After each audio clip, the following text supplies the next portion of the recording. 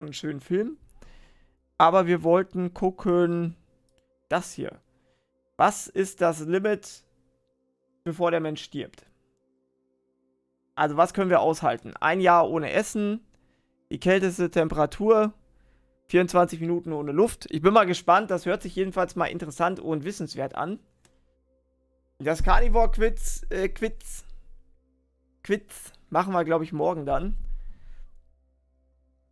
Heute wahrscheinlich nicht so lange. Today, Start von dir! Danke für dein Abo! Hast du mich erschreckt jetzt hier. Racefreak _ der abonniert den kleinen Luich. Moin moin, hi guys. Vielen Dank, Racefreak, für das Tier 1 Subscription im 5. Monat in Folge. Sehr konstant. Du weißt, der 6. ist der wichtigste. Aber vielen Dank schon mal für den 5. Nächsten Monat kommt es dann drauf an. Und vielen Dank auch für die Emotes, die da mit reinkommen. What scientists have worked out to be the very limits of our survival. How hot or cold can we go? Is the survival rule of 3 true? What's the longest we can live? If you think you know your breaking point, think again. However, we do not encourage anyone to attempt. Also was glaubt ihr? Wie viele Tage kann ein Mensch ohne Koffein überleben? Na? To match or beat these limits. I'm Stu, this is Debunked, where we sort the truths from the myths and the facts from the misconceptions. Let's start all the way down at the bottom of the scale. How cold 2 Stunden, 7 Tage ohne Koffein, ich bin gespannt. can we go? This is all down to our core temperature. Unfortunately, the human race isn't built for the cold. Having evolved in the hot climates of the African savanna, our bodies are designed to displace heat rather than retain it. So take away our cozy fires and thermal underwear, and what temperatures can we handle at the lower end of the gauge? Minus 40 Grad und dann ist aber auch schnell fertig, glaube ich. Survival here is about protecting your core temperature. This usually sits at around 37 degrees Celsius, but when your body is cold and loses heat faster than it can make it, then your core temperature can start to reduce. If it drops as little as 2 degrees Celsius, then hypothermia will set in. This sequence of events usually follows. At 35 degrees Celsius, you will experience shivering and pale skin as your blood is diverted from your extremities.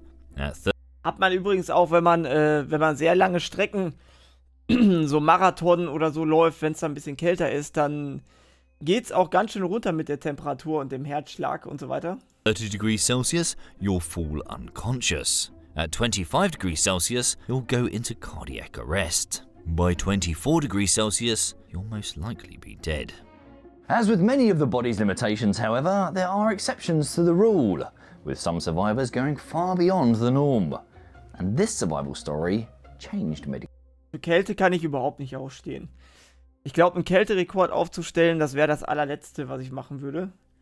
Weil vorher frieren dir ja auch die Finger ab und die Füße und so. History.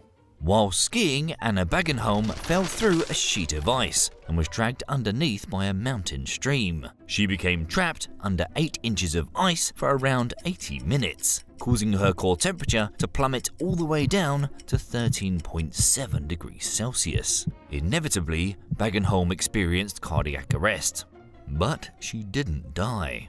Before the freezing temperature stopped her heart, the constant flow of ice water had already chilled the vital organs and specifically her brain to such an extent that the oxygen demand was significantly reduced, meaning they needed very little O2 to survive. Although Baggenholm was clinically dead for more than 2 hours, the low temperature preserved her brain and vital organs before her heart stopped beating, and so delayed her cells from dying. And incredibly, this allowed medical staff to revive her. Not only did Baggenholm go on to recover. Also quasi die erste Person, die einfrieren, Zeitreisen gemacht hat, ne? Ist das Fähnrich Wessler Crusher von Star Trek? Ich hab keine Ahnung. But the results of her survival story went on to change medical practices and introduce the use of therapeutic hypothermia, where the body is cooled down to a mild hypothermia as a technique to protect patients during open heart. Also wenn ihr das jetzt so hört, dass Kälte quasi auch euren Energiebedarf und Sauerstoffbedarf runterschraubt, glaubt ihr dann immer noch, dass Kältetherapie und so weiter, also dieser Kryo-Blödsinn für 10 Minuten da in so eine Kältekammer reinzugehen, dass das wirklich 1000 Kalorien verbrennt? Nein, tut es nicht. Also, gebt da kein Geld aus für diese komischen Kältekammern und Kryokammern und wie sie alle heißen. Das ist völliger surgery, as well as victims of strokes, liver failure, and epileptic seizures. 13.7 degrees Celsius remains the coldest anyone has ever been and survived. Though not quite to that extent, but a reduced temperature is exactly the condition you need for our next question. How long can we hold our breath? Most people find it tough to hold their breath for more than a minute, but as a rule of thumb, the limit for the majority of us will be around 3 minutes.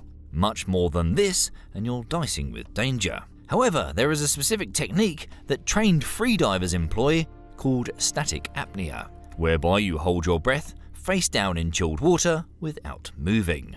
This method was employed by the current world record holder, Stephen Misford, achieving an impressive 11 minutes and 35 seconds. Ich hätte gedacht, das wäre länger.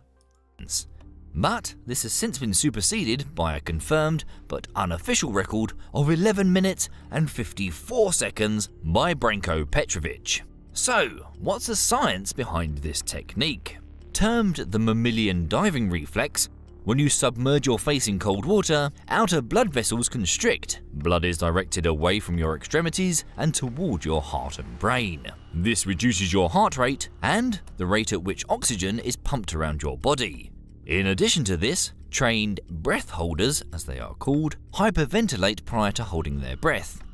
Das Problem ist aber beim Luftanhalten in erster Linie auch nicht der Sauerstoff selbst, sondern das Kohlendioxid, was dann wieder eben aus deinem Blut raus muss. Das ist das Problem eigentlich, soweit ich das weiß. Das heißt, du kannst es nicht mehr ausatmen. Du hast aber trotzdem immer noch genug Sauerstoff eigentlich in der Lunge, aber der Rest geht halt nicht mehr raus. Und das macht die Sache dann gefährlich. This is because your brain monitors the level of deshalb ist es ja eigentlich egal, ob du Sauerstoffshots vorher nimmst oder so. Dann kannst du das natürlich ein bisschen herauszögern wahrscheinlich. Aber das ist am Ende nicht der limitierende Faktor.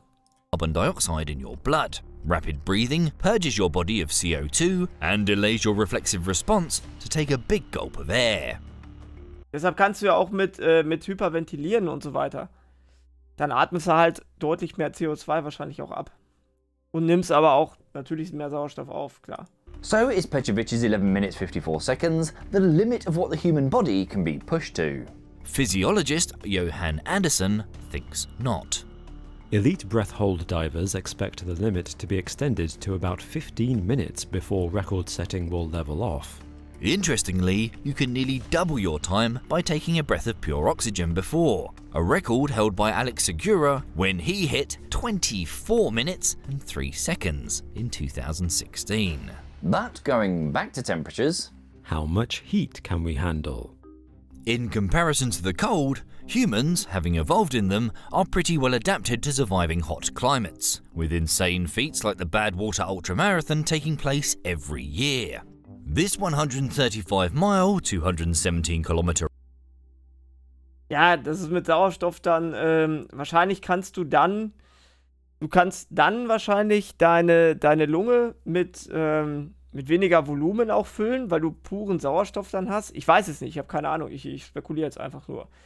Und das, was dann an CO2 rauskommt, kann aber trotzdem noch in die Lunge rein. Und so würde ich mir das jetzt vorstellen. Du hast halt mehr Platz für...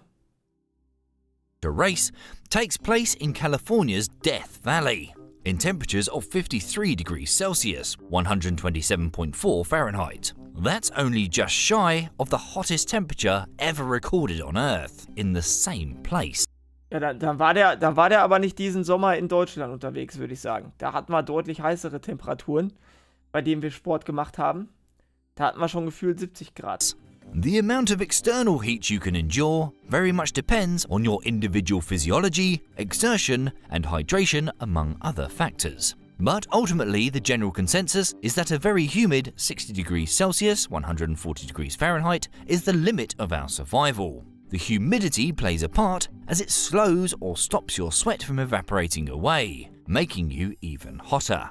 Within 10 minutes of being in this environment, your core temperature could be raised to 40 degrees Celsius, 104 degrees Fahrenheit or above, resulting in severe hypothermia. Also jetzt wisst ihr auch, warum quasi die Afrikaner eher groß und lang und schlank sind, weil die natürlich auch deutlich mehr Temperatur dann abgeben können quasi oder nicht so viel Temperatur speichern. Das könnte natürlich auch ein Grund sein, warum gerade Marathonläufer, neben dem Gewicht natürlich, warum Marathonläufer gerade eben aus solchen Regionen dann eben deutlich besser sind. Weil sie einfach mit der Temperatur deutlich besser auch umgehen können und die Temperatur, die Körpertemperatur in den Muskeln und so weiter dann auch nicht der limitierende Faktor ist. Core temperature was that of Willie Jones, who was admitted to hospital during an Atlanta heatwave, with a body temperature of 46.5 degrees Celsius, 115.7 degrees Fahrenheit. He spent 24 days in hospital and incredibly, he survived. The environmental temperature dictates the answer to our next question. How long can we go without water? This varies dramatically. Jetzt wird's interessant. Wir hatten ja einmal das Thema Trockenfasten.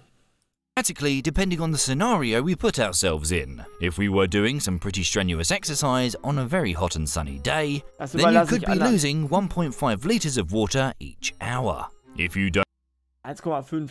Ich war schon bei 2,5 Liter pro Stunde. Rehydrate, your blood volume decreases and in turn your blood pressure drops. Your blood then becomes thicker and stickier and will be harder to pump around your body. Your heart rate then has to increase to compensate. You'll actually stop sweating, making you even hotter. Das ist der Grund, warum du beim Marathon, wenn du da auch nicht, oder beim Laufen oder beim Sport, wenn du nicht genug getrunken hast, warum du dann eben auch nicht mehr kannst. Oder wenn ihr zu wenig getrunken habt, vielleicht auch zu wenig Salz und so weiter, warum ihr dann eben auch Kopfschmerzen bekommt. Wenn ihr so wenig trinkt und euer Blut natürlich dann so dickflüssig wird, der Blutdruck dann sinkt und so weiter, dann kann es natürlich sein, dass euer Gehirn nicht mehr ordentlich versorgt wird und dann bekommt ihr Kopfschmerzen. So ist das. Trockenfasten ist einfach so ein Quatsch, dass man mehrere Tage nichts trinkt, aber das kann sehr, sehr gefährlich werden. Aber es gibt tatsächlich Idioten, genauso wie Leute, die Lichtnahrung empfehlen, die das dann machen. Und dann gehen sie drauf. While you continue to dehydrate, this scenario would see you dead within a few hours. Alternatively, in a cool environment with very little exertion, you could last around a week. But as a general rule of thumb, under more normal circumstances, a person could survive 3 to 4 days without water. You can go 100 hours without drinking at an average temperature outdoors. If it's cooler, you can go a little longer. If you are exposed to direct sunlight, it's less. Andreas Mijovic, however, beat this life expectancy by quite a stretch, when he was mistakenly locked in a police cell and forgotten about for 18 days. Although there is some controversy around this record, as it's alleged he survived by licking condensation off the cell walls. Surviving without food, on the other hand, is quite a different matter. How long can we go without food? Jetzt kommen wir zu unseren Fastenexperten hier. In this scenario, it actually helps to be obese in the first place. A study published in 1973 at the University Department of Medicine in Dundee recounts the Ja, bei zu wenig Trinken bekommst du sehr leicht Kopfschmerzen. case of Angus Barbieri, who weighed 456 pounds. Barbieri was monitored as he fasted all the way down to 180 pounds for an incredible 382 days. Jetzt müsst ihr euch mal überlegen. 380 pounds for an So, der hat sein Gewicht halbiert, ja, über 100 Kilo, ich sag mal 100 Kilo, und dafür hat er ein Jahr dann nichts gegessen quasi. Also wenn ihr halt, könnt ihr euch das selber mal ausrechnen, gar nichts zu essen, um eben so ein Gewicht dann zu erreichen. 382 days. Under medical supervision, Barbieri had consumed only 0-calorie drinks and vitamins for the duration of the fast. But being fat only helps you survive for such a long time without eating if you have access to enough vital water-soluble B vitamins, which help metabolize your fat stores. Without these, your survival rate would be considerably shorter, and it would be perfectly possible for someone to die of starvation and still be fat. Gandhi's 21-day fast, Also 2 Kilo die Woche. Und das durch nichts essen. Und dann versucht mal, und dann denkt ihr halt, ja, ich wiege jetzt 80 Kilo, ich will, keine Ahnung, in einer Woche oder so, will ich dann 5 Kilo weniger haben. Das geht einfach nicht. Ihr müsstet nichts essen und jeden Tag irgendwie Marathon laufen oder so.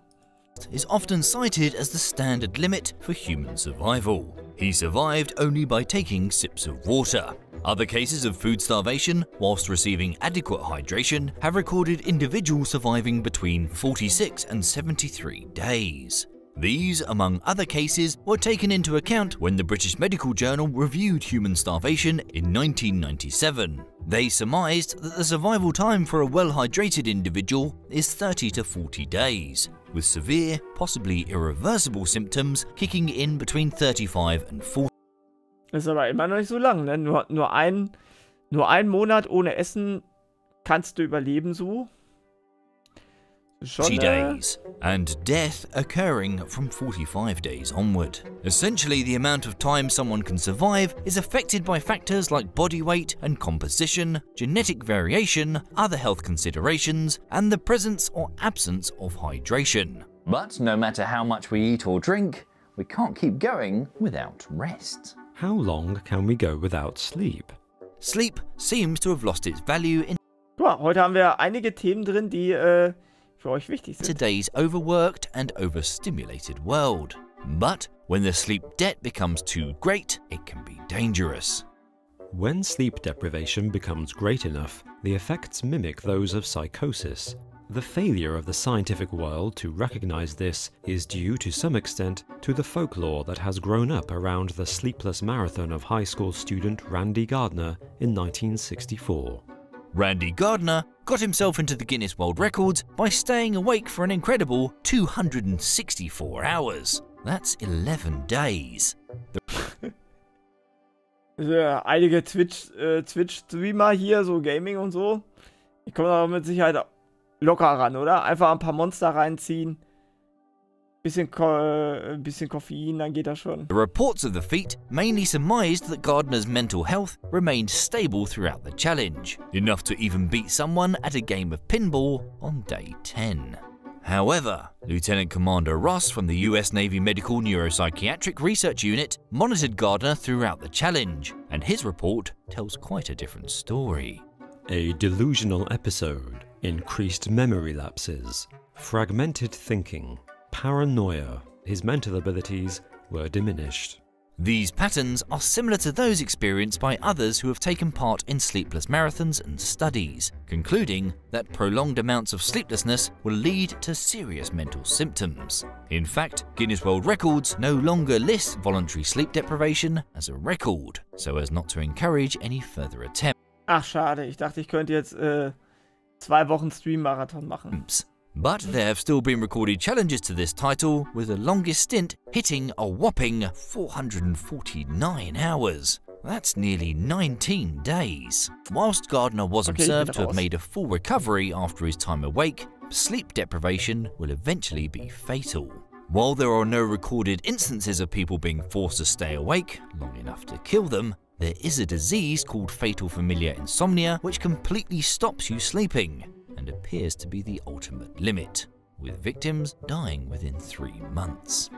As we're investigating survival, it only makes sense to find out the maximum human lifespan. How old can we get? The limit to how long humans can live is a controversial one. Ja, eigentlich nicht. Nachdem ich jetzt einige Veganer gehört habe. Ja, warte mal, da kam doch vorgestern kam noch hier von Lars wieder so ein Video. Dieser Mann möchte 200 Jahre werden oder irgend so ein Scheiß. Da dachte ich auch nur so, was ist das? Naja, auf jeden Fall die ganzen Leute können natürlich alle, nur die Veganer können natürlich alle 200 Jahre alt werden und keine Ahnung was. Oder 140, 180. War doch hier auf dem Kanal, oder? Hier wird er 180 Jahre alt. Aber es sind halt die Veganer, die immer so Kram erzählen. With many credible studies contradicting each other. Some scientists believe that there is a finite age, one that humans cannot age beyond. Having trawled through the international database on longevity to identify trends, expert on aging Dr. Jan Weich claims that after decades of significant increases in human longevity, the maximum age slowed in the 1980s and has now stopped, with the upper age limit being 115 years old. Das ist ja schon mal ein Ziel, oder? Jetzt haben wir auf jeden Fall schon mal eine Zahl vor Augen, mit der wir arbeiten können. Das bedeutet, ja, sagen wir mal so, für alle, die so 84, 85 oder so geboren sind, dann können wir auf jeden Fall schon mal nochmal das nächste Jahrhundert mitkriegen, oder? Würde ich sagen. Also unser Ziel ist es, wir treffen uns hier im Livestream 2100 wieder. Das wäre doch eine gute Idee, oder? Und am besten dem Staat so lange auf der Tasche liegen, wie es nur geht. Dr. 70 Jahre reichen nicht. 70 Jahre sind doch blöd. Da arbeitest du bis 64 und hast dann 6 Jahre deine Rente. Das ist doch unfair. Oder du sagst halt, ich zahle vorher keine Rente ein und verabschiede mich dann mit 70. Weich's team admit there will be the occasional anomaly, but You'd need 10,000 worlds like ours to have the chance that there would be one human who would become 125 years old. when this finite age was published, it sparked fierce debate among the scientific community. A more recent study found that so long as you reach 105 years of age, then the risk of dying plateaus. What does this mean? Well, let's rewind the clock to someone who is 50. At this age, they are 3 times more likely to die within the next year than someone who is 30, aging to 31. Also, wenn wir 100 erreicht haben, dann 105 erreicht haben, dann ist super. Wenn wir 105 sind, dann können wir schon sagen, okay, wir treffen uns in 10 Jahren nochmal hier wieder. Comparison, someone who has managed to live all the way to 105 is just as likely to live to 106 as someone who is 120 living to 121. Their chances of dying no longer go up. Also, statistically, the number of people who are now hitting 105 Glaubst du, wir können Lichtgeschwindigkeit erreichen beim Altern? Ich weiß nicht genau, was du meinst damit. 5 years old is on the increase. Co-author of the study, Professor of Demography and Statistics, Kenneth Watcher believes that's strong evidence that if there is a maximum limit to human lifespan, we are not close to it yet. But far from a standard human trait, it has been suggested that this plateau may instead be due to a survival of the fittest type consequence, leaving the toughest to live through their hundreds. Seht ihr? Die Karnivoren werden überleben. Alle, die jetzt hier mitmachen in der Tabelle hier unten, seht ihr jetzt gar nicht, alle, die jetzt hier unten mitmachen in dieser Tabelle, die werden überleben. Und wer hier trollt, fliegt raus. And the toughest nut of them all was Jean Calment from France, who said Lichtgeschwindigkeit, Medikamente, die uns länger... Habe ich noch nie gehört. the record for human longevity in 1997, when she hit the ripe old age of 122. Stay tuned for a bonus fact about survival after death. But Fluchtgeschwindigkeit macht first, schon mehr thanks Sinn. to our audience for their survival limit suggestion. Ja, gerne. Ja, auf jeden Fall, also wenn wir 105 Jahre alt werden, dann ist alles safe.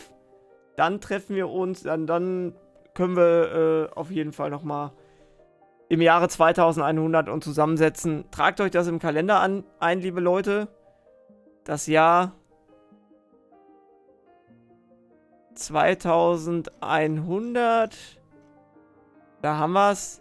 Januar, das ist wir treffen uns am Freitag wieder. Am Freitag, den 1. Januar 2100, treffen wir uns hier wieder. Und dann mache ich einen 24-Stunden-Livestream. Ja. Also das funktioniert. Dann werde ich... Oder ich werde direkt irgendwie, keine Ahnung. Dann bin ich schon digitalisiert und mit Elon Musks sein Gedöns bin ich dann hier schön digital.